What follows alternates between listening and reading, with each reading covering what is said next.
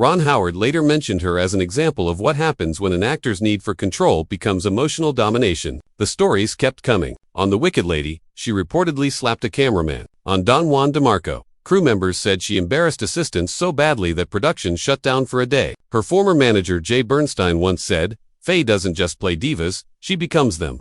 By the 2000s, the consequences finally caught up to her. Hollywood stopped calling, and directors avoided her, saying she was too difficult. In 2011, after being removed from a Broadway production, Dunaway blamed everyone except herself. When a journalist asked Ron Howard about her legacy, he answered carefully. She chased perfection so hard that she forgot compassion. Her downfall wasn't sudden, it unfolded slowly over years. The woman who once dominated Hollywood found herself isolated, even at events honoring her own work. To Howard, she became a symbol of what happens when talent has no empathy. He once said, "People talk about power. In Hollywood, power without grace turns to poison." John Wayne, the tyrant of the West.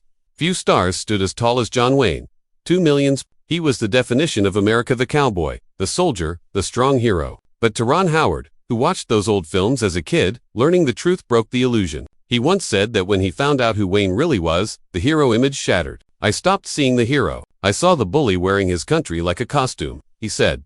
Born Marion Morrison in 1907, Wayne moved up the studio system by selling a fantasy of unbeatable toughness. By the 1950s, he wasn't just acting. He was pushing a worldview. He treated disagreement as weakness and progress as betrayal. On sets, he ruled through pressure, not patience. Technicians who didn't satisfy him were yelled at publicly. Christopher Mitchum once said, "When Duke was angry, the air froze. You were either with him or gone." Howard later said, "This wasn't discipline, it was fear pretending to be discipline." Wayne's behavior went beyond shouting. He insulted women, mocked indigenous performers on Western sets, and dismissed black actors who challenged stereotypes. His 1971 Playboy interview still shocks people. He made harsh statements about indigenous land rights and black Americans, revealing deep prejudice while bragging that films needed men, not complainers. These comments resurfaced years later, showing a man stuck in extreme views rather than a patriotic hero. On The Searchers, Wayne clashed with director John Ford over the character Ethan Edwards, who was written as hateful and vengeful. Ford pushed for honesty, but Wayne resisted. In the final film, the character's cruelty is clear, and so is Wayne's own coldness. Ron Howard, who studied the film in college, said, "It's scary because you can't tell where the role ends and the man begins." Even near the end of his life, weakened by cancer, Wayne never backed down from his comments. He brushed off criticism, blamed changing times, and stayed locked in the past until he died in 1979 at 72. Many people still praised him as an icon, but filmmakers like Howard saw him as a warning. Power shaped by prejudice doesn't grow wise, it grows bitter. Howard once said, "The myth survived, but the man behind it never deserved the legend."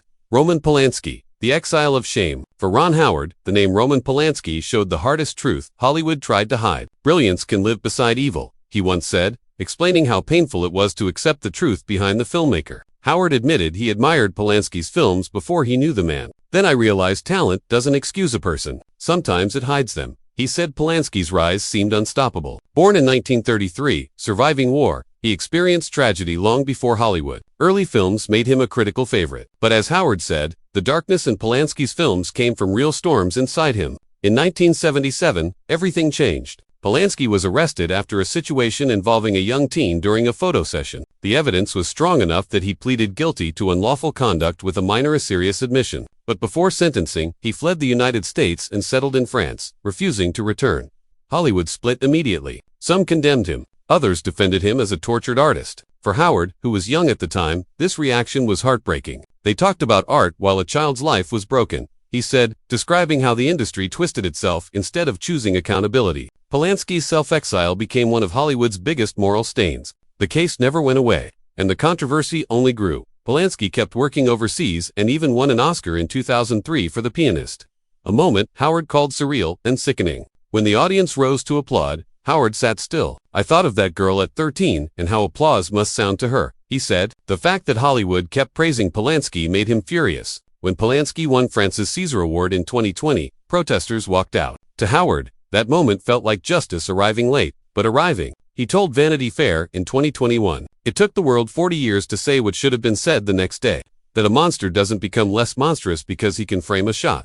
Polanski still lives in Europe, protected by legal barriers, but forever followed by controversy. For Howard, his story represents the poison of the Golden Age system that protected the artist but ignored those he hurt. Hollywood forgives anything, he said bitterly, as long as the lighting is good. Mickey Rooney, the smile that lied. If Polanski showed hypocrisy, Mickey Rooney showed illusion, the idea that charm could hide damage. For Ron Howard, who watched Rooney's cheerful musicals as a child, learning the truth felt painful. He was the face of joy, Howard said, but behind that smile was misery, and he spread it. Born Joseph Yule Jr. in 1920, Rooney became America's biggest child star. At 18, he was the highest-paid actor in the country. MGM built their empire around him, but fame twisted him early, and chaos followed him into adulthood. He married 8 times, cheated often, gambled away fortunes, and left emotional damage behind him. His ex-wife Ava Gardner once said he was the shortest man with the biggest ego. Behind closed doors, things were worse. In 2011, accusations surfaced involving his 8th wife and her son, who he said isolated him and took control of his finances. But long before that, Rooney's own harsh behavior was well known. Co-workers described him as unpredictable and sharp-tongued. Judy Garland, his closest friend during their early years,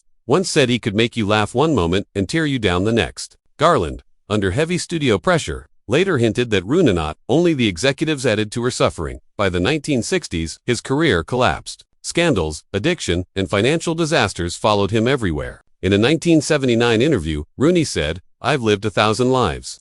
But Howard later said he lived them all for himself.